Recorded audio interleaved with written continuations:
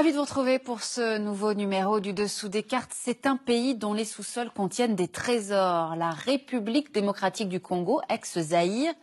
On y trouve cobalt, cuivre, diamants, or, coltan qui sert à fabriquer nos téléphones portables et notamment ici, au lac Kivu, qui sert de frontière naturelle entre la RDC et le Rwanda, l'un des plus grands lacs d'Afrique. Somptueux paysage, mais qui est depuis des décennies le théâtre de multiples pillages et de conflits sanglants, vous allez voir. De la colonisation belge à l'indépendance, de l'importation du conflit rwandais aux guerres régionales et civiles multiples, sans oublier bien sûr la corruption et les pratiques de Mobutu et du clan Kabila. Voici le dessous des cartes de la RDC, un pays constamment pillé et violenté. Au centre de l'Afrique, la République démocratique du Congo, RDC, est un immense territoire de 2,3 millions de kilomètres carrés. Aussi étendu que l'Europe de l'Ouest, c'est le deuxième plus grand pays du continent. Avec cette position centrale, la RDC compte de nombreux voisins. À l'ouest, la République du Congo, au nord, la République centrafricaine et le Sud-Soudan, à l'est, l'Ouganda, le Rwanda, le Burundi et la Tanzanie, et enfin les deux pays voisins frontaliers du sud, la Zambie et l'Angola. Le fleuve Congo a donné son nom au pays et le traverse, vous le voyez, de part en part. Avec ses 4700 km de longueur, c'est le second fleuve du monde pour son débit, après l'Amazone. Environ 60% du territoire de la RDC est couvert d'une forêt tropicale dense qui fait de ce pays une réserve exceptionnelle de CO2 et de biodiversité pour la planète. Mais cette vaste zone forestière est peu propice au peuplement. Le pays ne compte que quelques 80 millions d'habitants, soit l'équivalent de la population allemande. Ce vaste territoire est difficile à contrôler par le pouvoir central. En effet, la capitale, Kinshasa, qui compte plus de 11 millions d'habitants sur les rives du fleuve Congo, est excentrée à l'ouest. Et la plupart des grandes villes, Kisangani, Goma, Bukavu, Kananga, Mbuji-Mayi, Lubumbashi, qui sont situées, elles, à des centaines de kilomètres à l'est, sont inaccessibles car le réseau routier est indigent. De plus, le pays est quasiment enclavé et très dépendant des infrastructures de ses voisins pour ses exportations. Car le Congo dispose d'innombrables ressources minières, on l'a dit, en particulier dans l'est du pays. Commençons par le cobalt, un métal indispensable à l'industrie électronique, dont le pays possède les plus grandes réserves mondiales, et le cuivre, dont la RDC est le premier producteur africain, tous les deux dans la région méridionale du Katanga. On y trouve également du plomb, du zinc et du manganèse. Les mines d'étain, ensuite, se déploient dans tout l'est, regardez, et les mines d'or, du Kivu à l'Ituri, tout au nord. Le Kivu possède aussi des réserves de colombo-tantalite, le coltan, on aura l'occasion d'y revenir. Les diamants, eux, sont surtout exploités au Kasaï. Et puis il y a aussi les richesses énergétiques, du charbon et de l'uranium à l'est toujours, et du pétrole offshore à l'embouchure du fleuve Congo.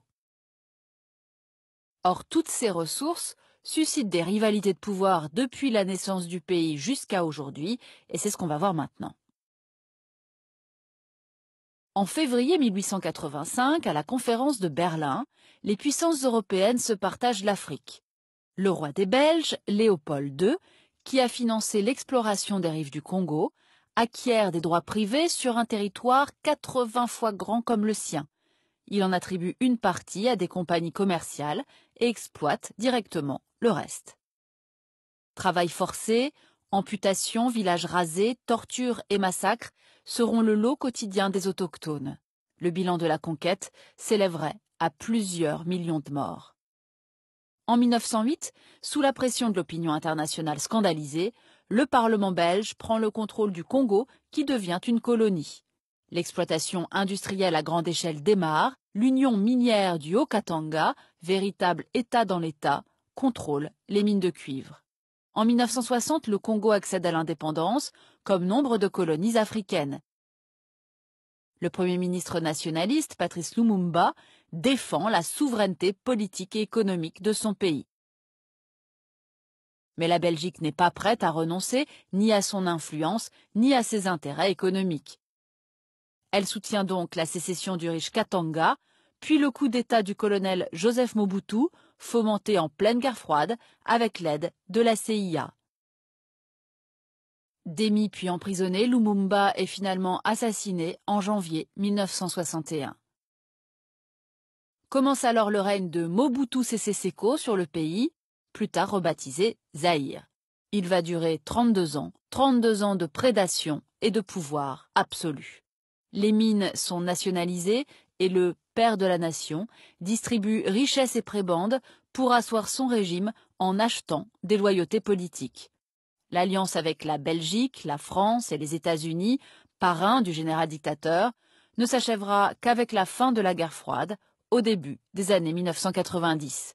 Le régime se désintègre alors dans la violence. À l'été 1994, l'onde de choc du génocide rwandais atteint l'est du pays. 800 000 Hutus se réfugient au Kivu après la victoire des forces armées Tutsi et la chute du régime génocidaire à Kigali. Parmi eux, des miliciens et combattants Hutus, responsables des assassinats de masse des Tutsis et qui n'ont pas renoncé à se battre. La guerre entre Tutsis et Hutus se déplace alors sur le sol congolais. En 1996, le Rwanda, le Burundi et l'Ouganda soutiennent une coalition rebelle contre Mobutu. Dirigée par Laurent Désiré Kabila, elle renverse le vieux despote en 8 mois. Ces forces armées massacrent des centaines de milliers de réfugiés Hutus, un crime contre l'humanité, selon la commission d'enquête de l'ONU à l'époque. Mais la fin du règne de Mobutu ne va rien changer pour les Congolais. L'accaparement des richesses du sous-sol, la violence et la corruption généralisée continuent. C'est désormais le clan Kabila qui gouverne sans partage le Zaïre, devenu entre-temps la République démocratique du Congo. En 2001, Laurent Désiré est assassiné et remplacé par son fils Joseph Kabila, toujours en poste en 2018 et qui s'est constitué un empire estimé aujourd'hui à plusieurs centaines de millions de dollars. Et c'est ce qu'on va voir maintenant. Un empire constitué de banques, d'entreprises privées, d'exploitations agricoles et bien sûr de mines de cuivre, de cobalt, mais aussi d'or et de diamants. Et puis la Gécamine, la Société nationale des mines qui distribue les permis d'exploitation aux grands groupes européens, américains et chinois, permettent au régime Kabila de détourner des centaines de millions de dollars, selon l'ONG Global Witness. Et pendant ce temps-là, le pays est ravagé par des guerres permanentes depuis 20 ans. L'objet principal de ces conflits, le contrôle des richesses minières. De 1998 à 2003, la guerre implique 9 pays voisins qui financent des groupes armés opérant sur le territoire congolais. De 2003 à 2013, la guerre civile déchire le pays. L'armée congolaise et les milices pro-gouvernementales affrontent de puissants groupes rebelles, armés et financés par le Rwanda et l'Ouganda, les deux bords, massacrant au passage les populations civiles. On estime que ces conflits oubliés auraient fait au total environ 6 millions de morts jusqu'à aujourd'hui. En 2018, des centaines de groupuscules opèrent toujours au Maniema, en Ituri, au Katanga, au Kasaï et au Kivu. Le Kivu précisément, qui cristallise depuis 20 ans toutes les convoitises et toutes les tensions. Ce Kivu qui regorge de minerais, en particulier le coltan, qui sert entre autres à la fabrication de nos téléphones portables. 80% des réserves mondiales sont situées sur ce territoire. Le Rwanda, en armant des combattants pour contrôler et exploiter ces mines, a pu engranger les recettes d'exportation du précieux minerai de son voisin pendant de nombreuses années. Le déploiement de 18 000 casques bleus de l'ONU en RDC, sa plus importante mission de maintien de la paix dans le monde, n'a pu empêcher ni la prédation, ni les innombrables exactions contre les civils, en particulier le viol, une arme de guerre et de terreur. Résultat, une immense majorité de Congolais n'a jamais profité de ces richesses.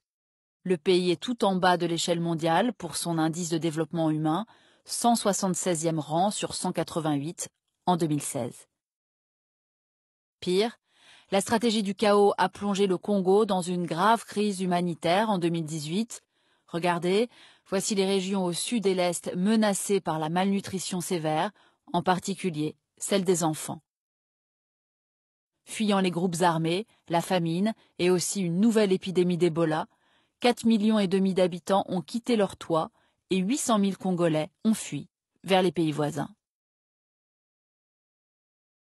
On l'aura compris, de l'époque coloniale à nos jours, l'histoire congolaise est d'abord celle d'un grand pillage et d'une superposition de conflits meurtriers dont se désintéressent généralement la plupart des médias internationaux. On trouve malgré tout régulièrement quelques brèves sur l'accablant feuilleton des prochaines élections en RDC.